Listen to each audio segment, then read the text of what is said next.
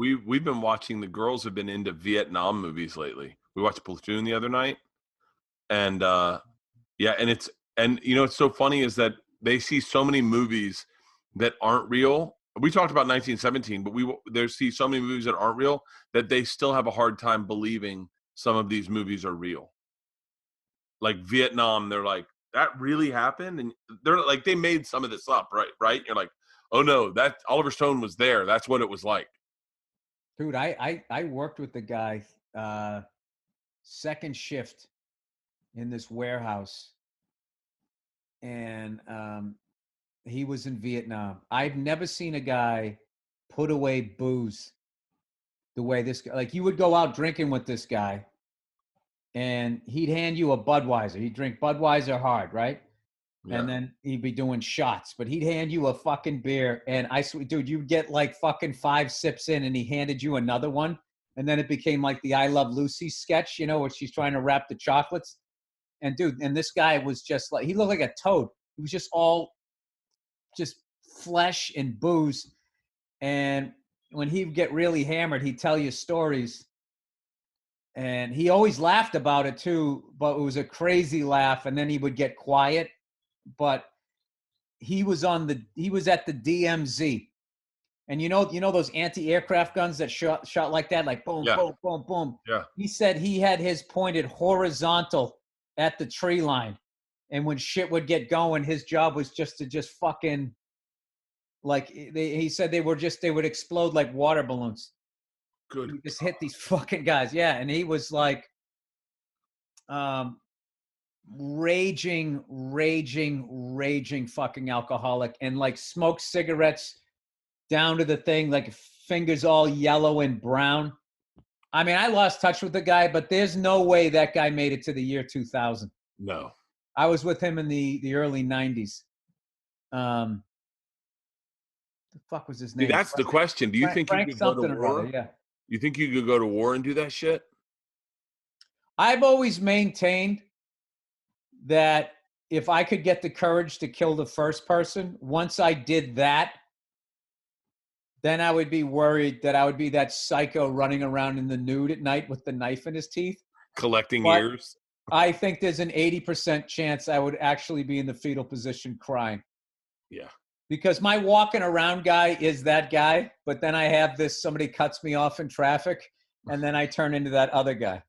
So what I would have to, my entire adult life has been holding that other guy at bay. Yeah. So, and then also trying to toughen up the other side. I am the most fucked up dude ever, dude. I have, like, any social situation I walk into, I'm either crying in the foxhole or running in the nude with the knife, the fucking lunatic, or just letting somebody completely walk all over me, take advantage of me. And it drives my wife nuts. She's just like there's sometimes I'll just walk into a situation and it's like, it's if somebody's passive with me, Ooh. like, does it, like, no, dude, like, and I'm not really kind of like has me at ease. No, that's not even the one. I think passive aggressive people and bullies bring out the lunatic, and then everybody else, like, if it's a weird social situation, like, I've let people say some of the rudest, most disrespectful shit to me ever.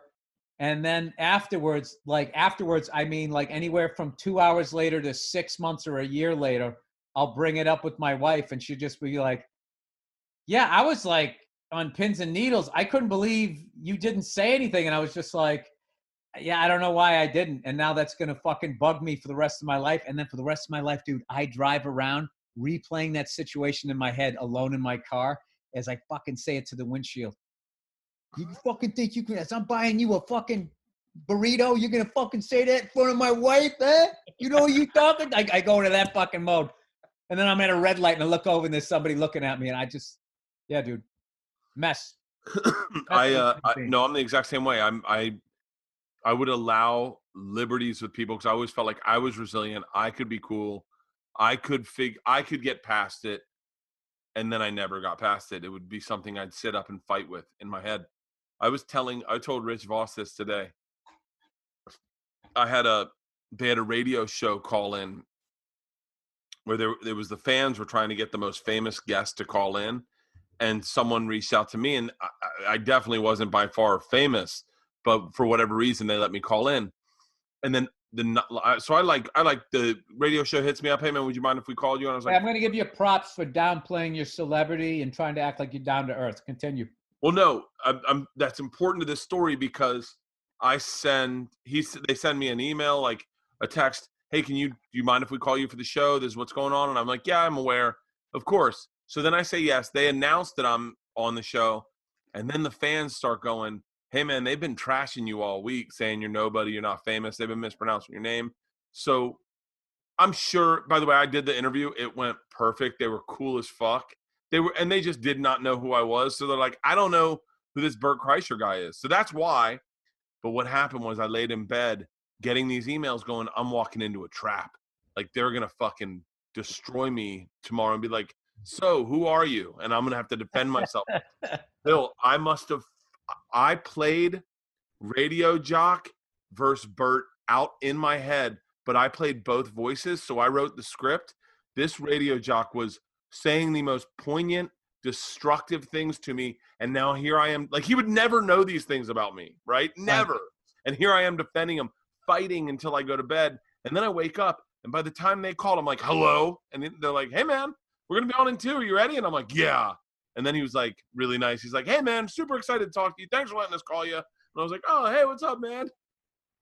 And your guard went down and they didn't trash you? They didn't trash me at all. They were super nice. And then he texted me and he was like, thank you so much. And they were awesome. It was like an awesome sports talk show. I got one for you. One time I was on the road and I did a radio station. It was outside my wheelhouse. You know, I was somewhere in the South or something like that. And they were definitely more like the good old boys. And I was an East Coast guy, but you know, we made it work or whatever. And then I went out and I did my show wherever Chuckle Hut I was at. And somebody came up to me going, hey, you know, those guys just trashed you for like 10 minutes after you left. You know, and I was just like, oh, those motherfuckers, right? So then I went back to New York and I went on Opie and Anthony and then I trashed them. And then they got in touch with me and they're like, dude, what the fuck was that all about? I thought we had a good time. And they were like, we never said shit about you.